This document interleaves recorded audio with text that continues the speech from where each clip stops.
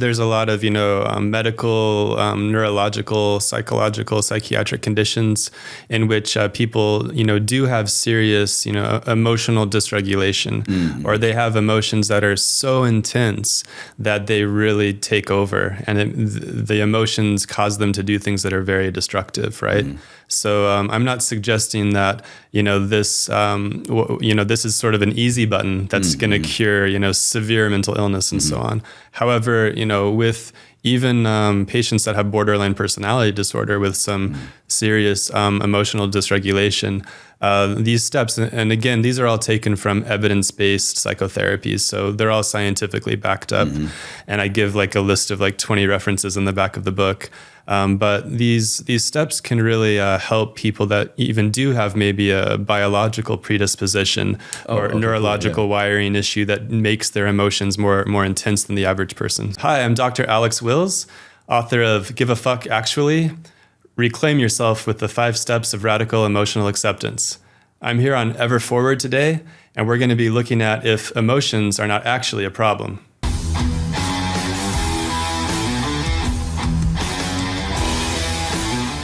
Disclaimer for everybody here. First of all, welcome to the show. Thank you so much for tuning in. Might not want to watch this one or listen to this one with the kids. Probably not the safest for work because we're going to be learning,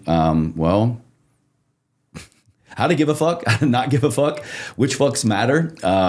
But it's so intriguing because I have the expert here on it, Dr. Alex Wills. Thank you so much for coming in. Welcome to the show. Thanks for having me. I got to ask, such a unique title and name before we get into like the concept and the why of it.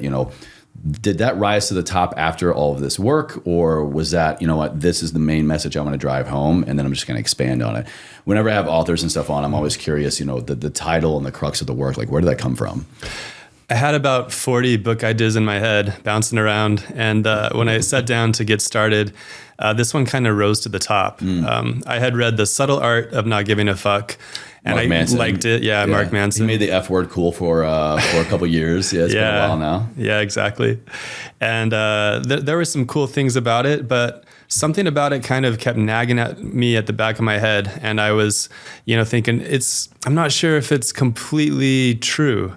And then I reread the book and sort of had a little conversation with it. And out of my notes of the conversation came a lot of the material for this, which was also based on the evidence-based psychotherapy that I do with my patients.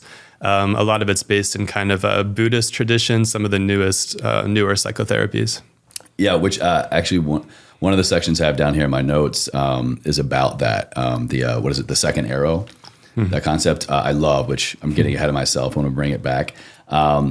But with Manson's work, actually, while we're on the topic, I thought, it's very polarizing in contrast. Anytime we hear harsh language or, perception of harsh language, it stops us right away, right? It gets us thinking, and I think it's very thought-provoking. So if nothing else, that definitely is happening. It happened with me. But you have the work broken down in the book through these kind of 5 phases, the 5 acceptances. And one that I really liked, and you guys, if you want all of them, you're going to have to check out the book. I'll have it linked for you down in the show notes. Right out of the gate, you say, put down the fuck shield. Right. And I think for me, when I read that, it had the most punch, because ultimately when I retrace my steps back to my growth, and I think a lot of people's growth in emotional intelligence and mental health, it's that guard, it's that shield that we first need to acknowledge, but then also work on lowering. But that's like the hardest part, is it not? Right. And for those of the audience that don't know, fuck refers to emotions, and usually the painful, unpleasant emotions, the scary emotions, the angry emotions. So with the fuck shield, anger is a typical example. When you're angry, it's a very easy emotion to get in touch with because it's very empowering. When you're angry, no one's going to fuck with you because you're going to kill them. But I don't want any of that. Yeah. Right. You're very intimidating. You're telling people with your body language, with everything, just with your facial expression, like back off. Right. And when we drop that fuck shield and start to look underneath the anger, we can find out what are those more vulnerable emotions that we're sort of protecting ourselves from. Is that it? Is that really ultimately what we're talking about, is the fear of becoming vulnerable? Yeah, I mean, I call it emotiophobia in the book. Yeah, the irrational fear of emotions, which when you start to look at it, it's like, yeah, emotions aren't going to hurt me, right? So if we can get in touch with those and realize like how they're trying to help us, then there's no longer a problem. There's no need to suppress them or pick and choose which fucks we give, you know? But isn't that, I guess, kind of like to challenge that, isn't that the perception? Is this feeling is uncomfortable. This feeling, besides maybe anger, is fear, is worry, is stress, is pain, is loss. And those don't feel good. Right. So is it just we have the wrong understanding of feelings, and it's like we think they hurt us, but they don't actually? Yeah, exactly. If we can see that these painful emotions, and I'm not denying that they're painful, like that's their definition. They're painful, they're fearful, they can be incredibly, disappointing, horrendous sadness, all of these things. It's like, yeah, how can those be good? I don't want that shit, right? However, if we start to have curiosity and see, well, I'm a human being, so they're probably there for a reason. How are these painful emotions trying to help me? Just like when you stub your toe, how is that pain trying to help you keep your toe for the rest of your life instead of keeping, bumping into things? Is it a matter of applying neutrality, like a neutral response to these unpleasant emotions, or is it completely like re-education of these emotions? My approach is kind of, radically opposite. It's almost a celebration of the painful emotions. Right sucks. Now. Great. I know it's very paradoxical, right? Yeah. I'll say something to a client or a patient of mine that, I'm so happy that you're so intensely sad. It's not because I'm an asshole. It's not because I want them to be sad, but they're getting in touch with their truth. Like that's the truth of the situation right there.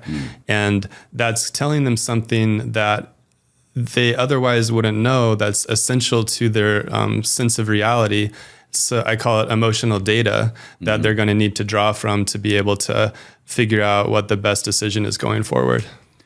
I think, and again, this might just be from my experience, but I bet a lot of you would be able to relate. When these uncomfortable and even painful emotions, these painful fucks come up, I think it's one of two reasons that allows us to be able to navigate them or to immediately put up that fuck shield, like you're saying. I've never experienced this before. So quite literally at the human biological level, we just don't know what to do. We have there's no relation to this. I can't even kind of thing. But then also it's like a reminder, like I've been here before and I have never dealt with this actual past event or like navigating those waters, navigating that pain. And so it's like, I know what's going to happen if I go down here again. Are both of those true? And like, do we need to navigate both of those independently? And I like to work with examples. That's why in the book I use a lot of fictionalized characters in order to I can't do psychotherapy with every single reader. That'd be awesome, but there's just not enough time in the world. I think that's like next year's Kindle model, right? Yeah. Right. So through the use of these examples, through story, I'm hoping that the reader can find themselves in some of the characters to make it real. I'll use an example from my own life right now. I'm going through something personally that's one of the most difficult things I've ever had to go through. And the level of LA traffic. Right. I'm getting used to LA traffic, Welcome right? to town. Yeah. Thanks. I have such an extreme level of fear and painful regret and disappointment right now. So right now, as I'm speaking to you, I'm simultaneously having these on again, off again emotions of these intense, painful, overwhelming emotions. And at the same time, I have some joyful emotions because I'm very, thankful that these painful emotions are there to make me aware that, hey, in this situation, I got to pay attention. I got to ask for the right help. I've got to be vigilant until I can navigate through it. So I'm at peace. I'm at this profound peace right now with some of the most intense emotions I've ever had in my life. This wasn't planned. I didn't do this for the book tour. It just kind of happened to me, but that's just kind of where I'm at. Sorry to hear that, but also kind of cool. It's like what were you saying to me earlier? I'm so glad you're going through this. I'm so glad you're going through this painful experience. Thank you. Or this learning experience. And, you know, I was sharing with you earlier, the background story to Ever Forward came from my late father. And I think now is the perfect time to kind of crack that open a little bit more with you. And for the person listening, watching, you know, if you've lost anyone or had a severe physical, mental, emotional, spiritual, traumatic event happen, this is for you. I spent, after he passed away, about 12 years running from anything and everything that reminded me of him, reminded me of the circumstances around his death, and was just in avoidance of pain, was in denial and neglect. And where I am now, years later, it's not like I've cracked open a book or listened to a podcast or I've gotten these tactics from a professional like yourself to apply it and it's gone. It's just, I am so much more aware of these feelings and now I actually give a fuck about them. Yeah. It's like before, it's like, I don't care about you, which what I really was saying, I don't care about myself. I was shutting down a part of myself that needed and was striving for and crying out for attention and healing. But I just kept not only putting up the fuck shield, but I think adding layers to it. And, you know, a lot of that is traumatic response. It's our survival mechanism kicking in. But I say all that to kind of share on the other side of that work. It's not like the pain doesn't go away wholeheartedly.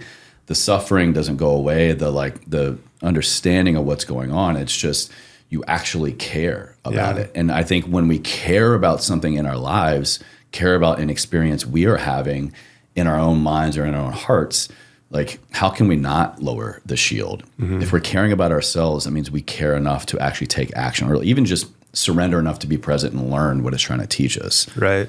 And so, yeah, like with your, father and your relationship to his passing, there's some painful emotions that will always come and go, when you think of him. I had a very horrible, sad, heartbreaking breakup when I was leaving university. The woman that I was going to marry, we split up. And, once in a while when I think about her, man, I'm overcome with, profound, painful sadness because I really believed that she was the one. Yeah. But I don't want that to go away because the truth of that painful sadness is it's a reflective of how much I did love her, right? And believe in our relationship. Yeah. And so I don't mind it. And it's not like it, knocks me out and I can't function. It's just, I acknowledge it, I accept it. And it's a wave that comes and goes, ever so often. Now, I understand you kind of have a method, right? So when this wave comes up on our shores, in our minds or in our hearts, you have a way or some tools to actually sit with that, like to grab hold of that, sit with it, and then, be able to better navigate that wave, right? Right. I use a lot of analogies, too many, so you might have to shut me up if I go on and on. I'm no stranger to analogies myself. Good. One of my favorite is the surfing analogy. If you imagine emotions are like waves, do you surf? No. Okay. No, I'm not coordinated enough. I'm horrible. I'm an okay bodyboarder. Yeah, but anyhow, I imagine that the emotions are like these waves. So you've got, small waves, you've got tsunamis, you've got everything in between. And the rule about surfing is you got to go with the wave. If you're going to fight the wave, you're toast, right? You're going to be on the reef. Yeah. You're going to lose. So if you realize that emotions are good, they're waves, your job now is to become good at surfing. So like right now in the example I used, I'm surfing some really tremendous, intense waves, but I'm just, trying to stay on my surfboard. And these waves are trying to get me to go in a good direction of safety. If I try to get off the wave, if I try to, fix the wave, I'll be dead. So I gotta pay attention to what the wave's there for, what it's trying to do. So my whole book is really about surfing. It's becoming a good surfer and realizing that the emotions are just there to help in some way. That's so, as you're describing that, it's so spot on. I love that analogy. And it maybe, if I can expand on that a little bit, it's the most perfect way to understand our emotions and our feelings. Whether it's a painful emotion, thought, memory, fuck, as you say, or a pleasant one, no matter what, it's going to go away. And if we think about especially painful experiences and memories as this crescendoing wave. For whatever reason, the onset happens, the trigger happens, and the wave is rising, and we feel like we're just going to get swallowed up. Well, we will if we stay stuck there. Right. If we just only look at this wave as something that is rising to take me under, or we know it has to go its course. It has to dissipate. It's going to rise and rise and rise in crescendo, but then what do we know to be true? If you can get on board with it, be with it, surf with it, it's going to eventually become less and less and less, go into peaceful waters, and just dissipate into the shore. But also, I think an important point to note is it never actually goes anywhere. The wave, it doesn't go anywhere. It's only just water with a certain amount of force behind it. Right. These emotions, these fucks are just that, right? And it's just, to what level of force are we going to allow it to have, or are we going to just ride with it and learn with it until it goes back? And then, it doesn't go anywhere. Like, it's still in us. These memories and feelings are still in us. We just have a better relationship with them. Right.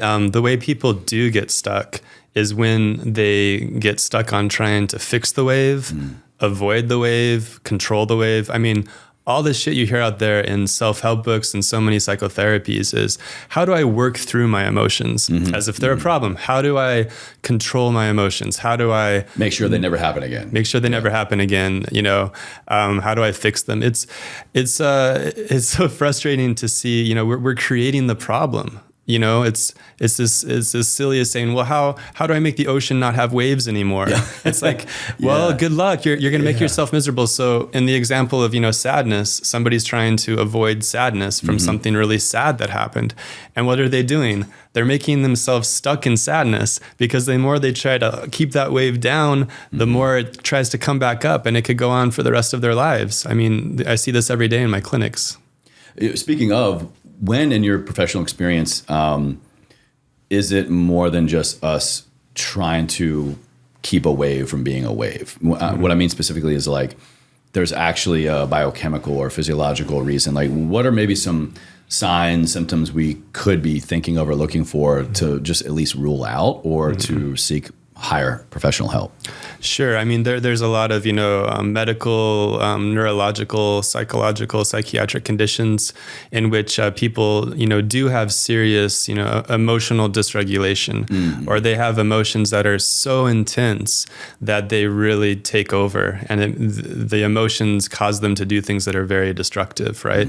So I'm not suggesting that, this is sort of an easy button that's going to cure, severe mental illness and so on. However, with even patients that have borderline personality disorder with some serious emotional dysregulation, these steps, and again, these are all taken from evidence-based psychotherapies, so they're all scientifically backed up.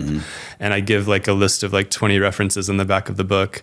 But these steps can really help people that even do have maybe a biological predisposition or neurological wiring issue that makes their emotions more intense than the average person. So kind of loosely saying here, regardless of your human baseline, these tactics and approaches to this type of mental health, emotional health could be a fair starting point. I would think so, at least for the vast majority. Right. I mean, yeah, we're all human, right? I mean, so we got that going for us. And I think it's fair to say, in generalities, we can probably describe in one of two trains of thought how humans are going to either surf the wave or try to fight it. Right. I mean, I'll give an example. When I get hangry sometimes, like you don't want to see me, like it can be bad. And so I get to a point of overwhelm with my own emotional dysregulation, let's say, kind of tongue in cheek.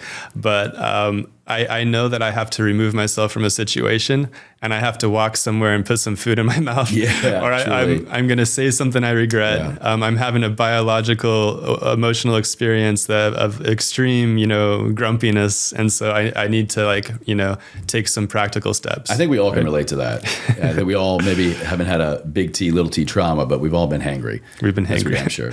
I'm curious, in the last couple of years, not to go down a pandemic rabbit hole, but I think the last 2 to 3 years now, we've all been kind of forced to or have had to look at the world and our world a little bit differently, because our world and the world has changed. There have been a lot of uniqueness going on. Is that, you think, a good thing or a more trying thing for what you're talking about here?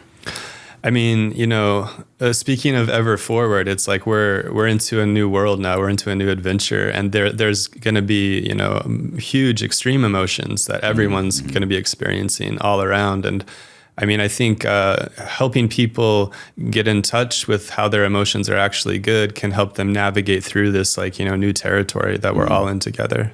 How have you seen that, loosely speaking, of course, like in your practice, like some real world experiences or examples, really, that might be more so relatable to the masses? People with extreme anxiety that already had struggled coming out of their house with the pandemic, it's like set them back years in their progress. Sure. Things like that. Yeah. It kind of affects everybody in different ways for sure. Interesting. Want to pull up a couple other things here from your work. And to skip to your third acceptance, listen to the fuck. Hear your fucks out. What do they have to tell you about your basic values and assumptions? That for me was, the way you worded it there was like surprising. Because in a way it's like, what should I say here? A lot of self-accountability, which I know from personal experience is not always the easiest thing, especially when it comes to the waves rising up in me. So am I understanding correctly that it's, beyond just naming it, acknowledging it, being with it, it's actually like taking responsibility for it? Yeah, this step is really kind of about your emotional wisdom. Listening to it is more about the emotional data. Naming it is more about the emotional data. Oh, okay, but listening to it is about the emotional wisdom. So we become curious. One of my favorite psychotherapies is called internal family systems. And it's not family therapy, but it's about your internal family of your sub-personalities. We all have different parts inside. Oh, yeah. And he has something called the 7 C's, I believe. And one of the C's is curiosity. So instead of trying to fix or control or, suppress our emotions, we look at them with curiosity. What are you there for? What are you trying to teach me? And the flip side of every painful emotion is a desire. What desires do you have? What emotional needs do you have that are not being met? And that's how we can start to tune into what I call the emotional compass. Yeah. So we can get, direction from our own emotional truth. So am I hearing you correctly in that it's maybe not always or as much what is this feeling? What is this fuck? But like, where did you come from? Kind of like root origin stuff? Not necessarily. It could go back to that. More just like, what are you trying to tell me? Yeah, an important definition that I make in the book is that I define emotions as that raw, visceral sensation you get in your body. It needs no explanation. A few moments ago, I told you a story. You know nothing about the story. You know nothing about what happened. However, you do know that I'm extremely disappointed. I'm extremely regretful, and I have an extreme level of fear going on. I don't need to explain what those words mean. You can just get it, right? Now, if you take an emotion and you add a story to it, that's what I call a feeling. Okay. And so the stories are usually toxic. The stories are a problem. We might get wrapped up in, well, I'm this way because of the way I was raised and how my mom treated me growing up. Or, we come up with a million things. Like the cognitive mind is a popcorn machine, always creating stories. Try to justify. And again, going back to ultimately, we're trying to just stay in safety. And that's the way that we try to fix or suppress emotions is by, we need to create a good enough story to somehow make the emotion go away. And then, there goes years of your life down the drain. So, it's what you just said there about creating the story. Have you seen this? I'm curious, or, can we as humans create a story that is like basically half-assed? Like it might work to like it might actually benefit us. It might actually help us work through on a very surface level here and now. But in the long run, like it's, we're coming short, or possibly even causing more damage, because it's like now down the road, I got to come back and repair this story that I added onto the original wave. Sure. Yeah. And like a really acute, serious situation. Defense mechanisms, we also have those for a reason. So we might use humor, we might use altruism, we might use rationalization, intellectualization, to get through a really tough situation. But then, that might get us through, and that's all well and good. But we can also, always be curious about, if there's a defense mechanism, what am I defending against? What are the emotions going on that I'm trying to avoid? And so when we have a moment to catch our breath, we can kind of become curious again about the emotions. And again, it only has to take, 10 or 15 seconds. It doesn't have to take, hours and hours of contemplation per se. I love what you just said about what are we defending against? Right. It's kind of, this might just be me slow to catching on here, but if you've already described this, excuse me. But defending against, what are we defending against? We're not only just potentially suppressing an emotion or fighting the emotion, fighting the wave here for the thing that it is, right? Because it's painful. I've never experienced it before. But it's like, well, we're defending it against what? Well, what's on the other side of pain? Joy, fulfillment. What's on the other side of hard work? Actually understanding a reward system, or even in some cases, like the identity tied up in that. The stories maybe we've told ourselves about woe is me, or even a happy thing, it's like, I am this way because of this thing. I am this way because of this emotion, because of this fuck shield that I have as it relates to a unique area of my life. Who would I be without it? What's on the other side of that? So it's beyond just like acknowledging it and working through it and then to work with it. Because on the other side of that, like we're going to change. We're going to have to change. And I think that is like some of the hardest stuff really for people to like consciously become aware of and to get on the other side of. Would you agree? Yeah, definitely. It's, the inner, for people who are, inspired to kind of do that sort of self-work and to try to, continue to develop their own sense of their, psychological development. For me, I feel so, I was about to go into ophthalmology and become an eye doctor from medical school. But I ended up matching in Hawaii to do the psychiatry thing. And it's the gift that keeps on giving, because not a day goes by that I don't, learn something about myself that's helpful, for my patients, my friends, my family. It just never ends, So that always makes me think too, people that work in the field that help people in such a unique and even acute way, besides this book and your work, like what other tactics do you have? What are maybe some things you developed personally or because of the work you have in psychiatry with your patients in this profession, that, you can share with us here? Sure. I try to practice what I preach. The situation I'm going through right now, I'm actively applying the 5 steps of radical emotional acceptance to. One little trick or tactic that comes to mind is I find it very helpful to, stay in the present moment and to be grounded.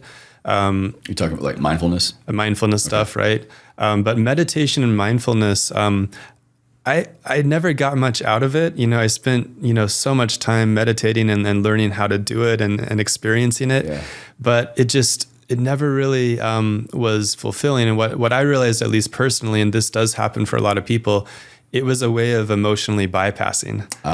So I was meditating. I had kind of a covert goal of like, well, if I just get really good at meditating, then the sadness isn't going to bother me. The anxiety is not going to bother me. Using something that is objectively, air quote here, healthy or good for me, but it's actually just it's a better looking Band-Aid. Right. So I give my patients a gift. I give them an invisible tattoo. I recommend putting it on their wrist about here. And it says, right now is perfect. And so it's a reminder that this moment in this room here with you is exactly where I should be. This is everything. The universe, has predestined everything, even for our, moments that are challenging, whatever it is. But I learned that meditation, mindfulness, in combination with radical emotional acceptance, where you're not trying to, secretly get rid of and avoid your emotions. Allow those emotions to flow as well, and just simply acknowledge them and acknowledge their intensity, let them come and go. That's what really works for me. I'm in so much alignment with what you just said. The last year, 2 years for me, another mantra reminder besides ever forward is, and anyone who follows me on Instagram will see this, I pretty much every day I find myself in a moment where I go, you are exactly where you're supposed to be. And for me, it's on particularly social media. I do that as a reminder for my audience. I want them to see that. It's for me, of course, as well, but I want them to see. And what I try to do is I try to find a random just moment, like the top of a palm tree or a sunset or just, walking my dog, just as a reminder. So whoever's reading this, watching this can just hear that and hopefully it sticks. But personally, more so for me, I apply it when these giant waves pop up again, when the tsunamis of life keep rolling through as they do. I try to remind myself, this is where I'm supposed to be. Yeah. And even if it's really hard for me to believe that or to latch onto it at that moment in that shitstorm, it's a mindset shift that immediately gets me thinking, okay, if I'm supposed to be drowning in this wave of what the fuck, I take ownership and I'm here for a reason, or I'm here and I'm going to give reason and meaning to it. Okay. That helps me then ride the wave through. Yeah, when you're on that giant tsunami and you're scared as fuck because you might die, one false move, and even if you do it right, you still might die. But you're on it, and it's exhilarating, scary as hell, joyful as hell. It's everything all at once, and that can be life, complete zen in these moments of extreme anxiety too. But that's the most difficult part, at least it has been for me, and I think for most people, would you agree, is it's easier to think that when a moment is going well, pleasantries of life are happening, but when we get dumped, when we get fired, when we get injured, when we get sick, when whatever happens against us or seemingly to us, not in accordance with whatever plan we had, the responsibility, taking ownership of that moment, that's the most difficult part, right? Mm-hmm.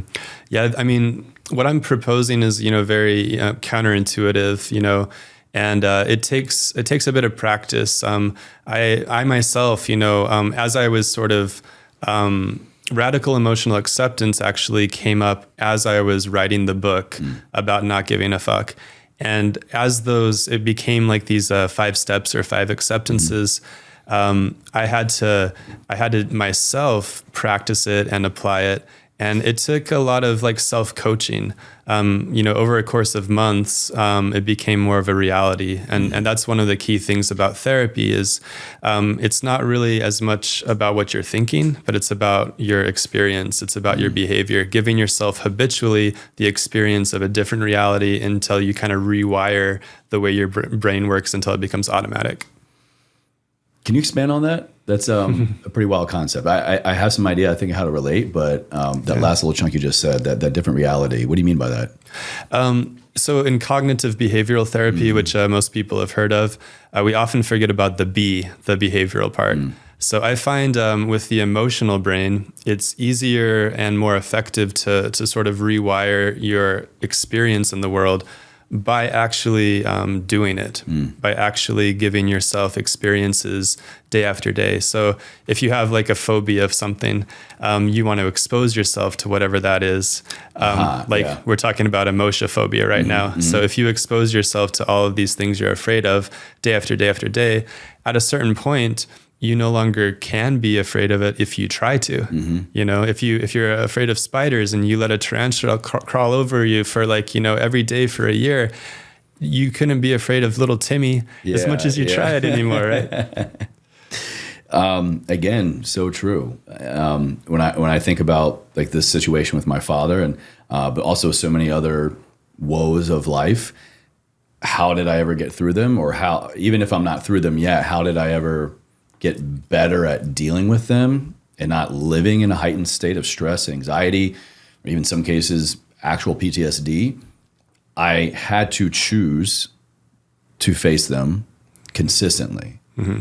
And out of that consistency, like any habit we're trying to make in life, out of consistency, my norm changes. Mm-hmm. My relationship to that thing changes. We can make the same argument, right, for any healthy habit. It's so hard for me to clean up my diet, so if I choose, I'm going to have one more glass of water every day. Well, after a month, 3 months, you no longer need to have that relationship with it because it's just a part of you. Right. You totally change your reality. I started going to the gym 5 days a week about a year ago now. And I have a personal trainer and it's kept me going. I would say it took me like a good 6 to 7 months before I actually that became who I am. Mm-hmm, mm-hmm. If I have to miss a day at the gym, which, happens maybe once every week or two, mm-hmm. I'm not happy. I'm like, no, this is not me. But it took, all of that time to actually kind of rewire. Like my identity now is like, I'm a guy that goes to the gym, I never thought that was never me. I'm not that kind of guy, but So. I mean, swap that out for all the giant tsunamis that we're talking about here. I never thought I would be the person that is actually, which getting to your fifth acceptance here, is grateful for the death of my father. I never thought I would be in a position or want to acknowledge, definitely not publicly, that I'm glad for that pain and suffering. That is where I want to go next. This fifth acceptance. And I mean, my audience, I think for sure, is no stranger to this concept of gratitude. But can you walk us through what you're talking about, this lens of gratitude, and actually this final stage is turning around now that we're maybe surfing a little bit with the wave and going like, thank you. Yeah, the fifth step, thank the fuck, is my favorite step. I was always taught in my, training to do gratitude journaling and get your patients to, have gratitude for things because it's proven to help and all that stuff.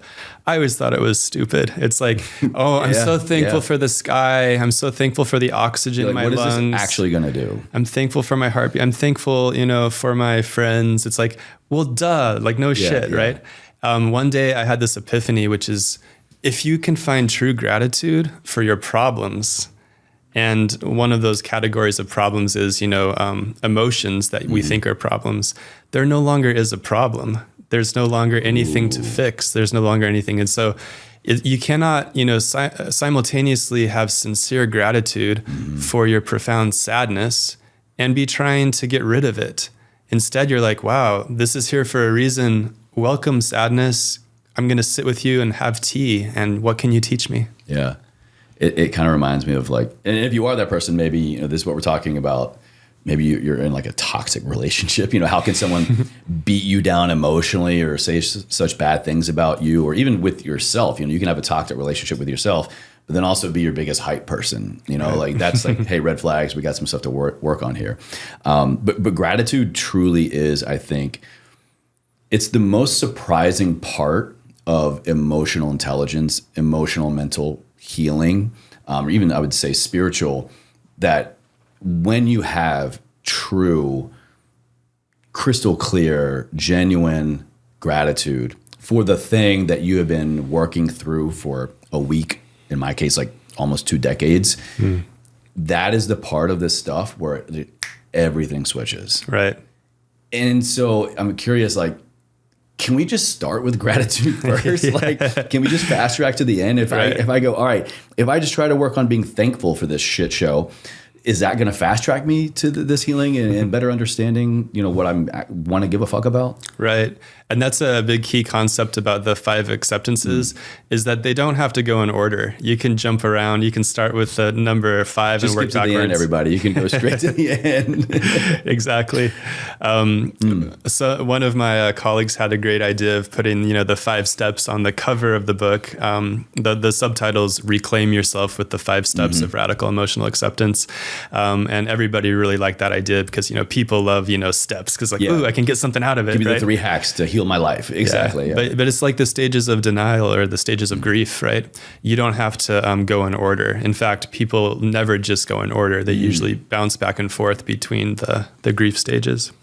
Yeah, and it's funny you say that too, because when I think about, because really that model of grief is what I navigated through most. And when I I'm now in the acceptance phase. I won't say that I'm on the other side of it, but I'm in acceptance of grief with the most traumatic event in my life.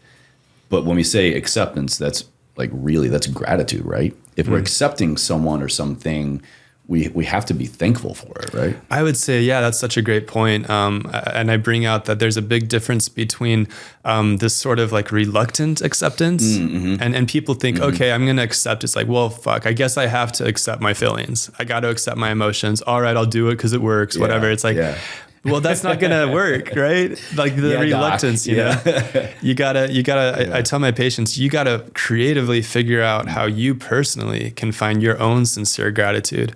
I was dealing with some seasonal allergies for a few months. It took me like over 2 months to find true gratitude for seasonal allergies. Like, I'm like, fuck this. I do not want these things. I didn't think you were going to go there. Yeah, that's interesting. Right? Yeah. You know, and it wasn't until I finally realized, like, you know what? I actually know what it's like to be one of my patients with lupus right now. I know what it's like to be one of my patients with a chronic illness that is not likely to ever, you know, get better completely, at least to some small extent.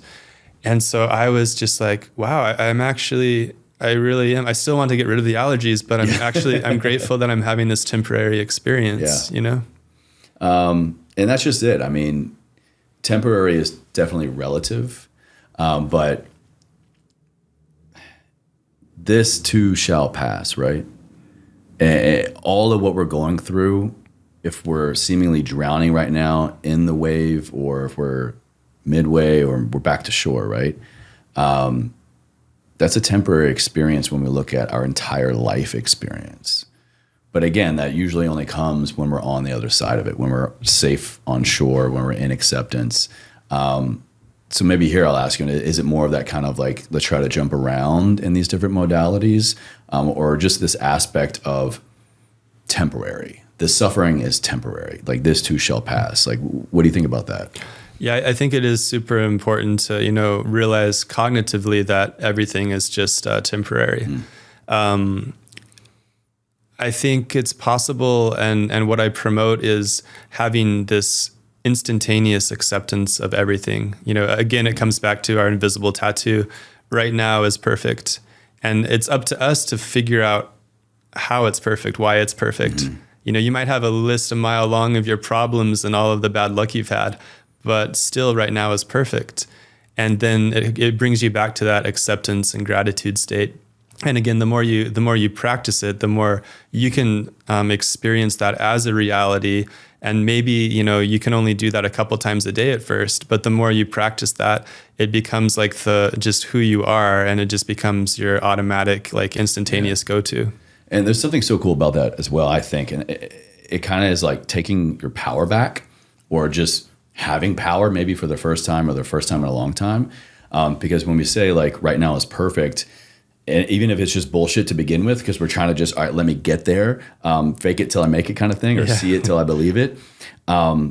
There's power in that. Like, no one else other than yourself right then and there is going to be able to decide or even influence the outcome you want to have, the new emotion you want to create, the new perspective you want to have. And that also for me has been very like paradigm shattering, because when I realize I'm in that state of battling my wave or learning to live with it, I realize what else I could let go of. And I think that's true for other humans here as well. If you want to expand on it, it's so much, I think, of our inability to sit with the wave in life, or to like be still in that moment, is because we have old belief systems, parents, religion, society, all these other things maybe that are making up more of that fuck shield than our own reasons. So when I can let go of that and take back my power, it becomes easier in a way. Right. That reminds me of a good kind of illustration. I've always been a bit of a hopeless romantic, and this is another breakup story. So after a breakup with my girlfriend at the time, a long time ago. You're a heartbreaker? How many breakups we got going on here? This is the only other one now. And then my 58th girlfriend. Right, yeah. When we get to number 60, you're going to be really, impressed. No, but I had this. I was walking around on my daily walk, and I had this, a love song playing in my head. It was this like old Rod Stewart song, and It's who else is going to bring you a broken arrow? Who else is going to bring you a bottle of rain? And I was just stuck in this story that I'll never be happy without her. And I don't know how I can go on, and all of these heartbreak kind of feelings and emotions going on. And then I realized, like, wait a minute. So the emotion is true, right? The sadness, the loss. Okay, that's true. But my story, who else is going to bring you a bottle of rain? I'm like, so I changed the lyrics and I started to sing, someone else is going to bring you a bottle of rain. Someone else is going to bring you a broken arrow. And I'm like, it's not going to be me. And I was like, oh, okay, cool. And like I was like free. I still had these emotions, these sad emotions coming and going as I adjusted, but I no longer believed the toxic story. Damn you, Rod Stewart. So then I just started listening to Maggie May instead. That's really powerful. And that's honestly what I love most in my experience here. I think what I love most about mental and emotional health understanding, awareness, but definitely tactics, it usually is very basic but consistent applications. Right. Yeah, I would even make the same statement really in like fitness and nutrition and general wellness. It doesn't take, you don't have to change your entire life overnight in order to achieve the goals that you want. It just takes picking one and staying consistent with it. But just something as simple as that is just changing like 2 words, right? completely just got you thinking differently. Yeah. And ultimately that is what I try to drive home the most, is that where the mind goes, the body will follow. Right. And if we just change just 1 or 2 words in the thing that we're stuck in, just that literally got you to do a 180, like right in that moment. No? Yeah. When I was a kid, I remember singing that song, Don't Worry, Be Happy, And I remember when I wasn't in a good mood, I didn't like that song. I'm like, but I'm not happy right now. And so when I was a kid, I changed the words to Don't Worry, Life's Crappy. And for some reason, I was just a kid, but for some reason that made me so happy. And I thought I was like dark or evil. Yeah. I didn't tell anybody because I was ashamed. But now looking back, I'm like, I was validating my emotional reality. Like, it's okay to not be happy every second of the day, Please go a little bit more there for us. Like, it's okay. It seems dark. It can seem morbid when we say that to ourselves or think it in our own minds, but definitely say it out loud to others. It's like, it's okay to not be okay. Yeah. It's okay to feel like shit, to feel like you're drowning. That sounds weird to say out loud, but like, there's a reason, or we get to give reason to it. And like everything, like we've been talking about, it's there for a reason, to teach us something, but maybe to limiting beliefs, religion, society, not wanting to make anybody else feel uncomfortable. What do? We shove it down, we suppress it, we lie to other people, a little white lie, but the more we white lie to them and to us, like we said earlier, enough things over time becomes our new reality. Right. One of my favorite parts of doing deeper psychotherapy with patients is when a patient becomes brave enough to become vulnerable and share some really painful, embarrassing emotions, whatever might be going on, and to allow us to be present with a state that they don't want anybody to see them in. Those moments, and when I can say to them, I don't mind you coming here and being sad. You don't have to come here to impress me. You don't have to like act like you have all your shit together all the time. And then they can take that experience, sort of that, therapeutic experience, and apply it to their own relationships and their own lives with the people that they love and trust, That's ultimately what it is. It reminds me of this. It's a quote of a quote. This author, poet, this guy's named Humble the Poet. I forget who originally said it, but I heard him talk about it on this other podcast. We're only entitled to the work.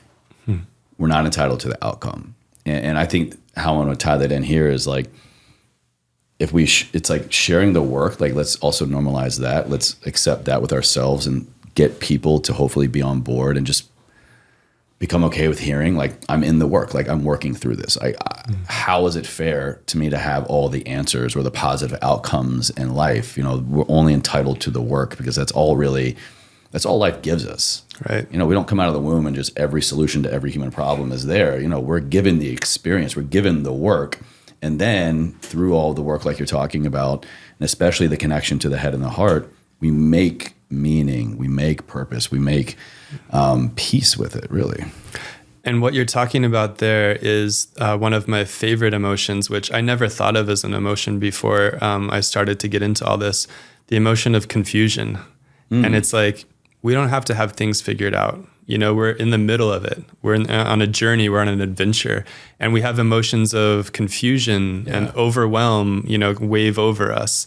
And instead of trying to fight it, you know, I always used to be like, you know, no, I gotta be tough. I gotta be smart. I can't be confused because confusion is weakness. I can't do that. And when I realized like, oh, confusion is also not a problem. It's just another emotion. It's like, especially in the masculine, right? Especially as like men and males, I think a lot of that comes down extra for us. Sure. Yeah.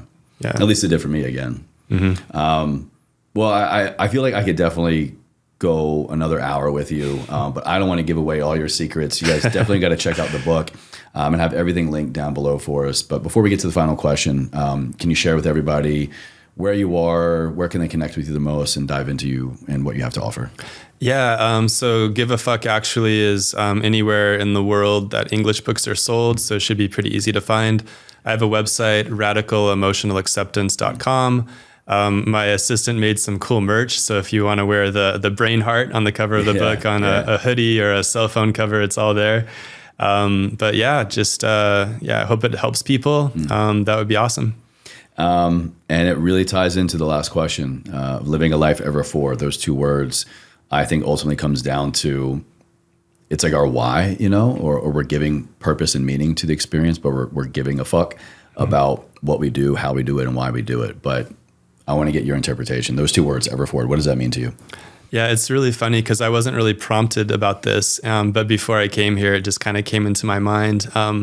And it's, I don't know, not really a spiritual thing, but just sort of this state of mind or philosophy of experiencing, you know, reality, that the meaning of life is living.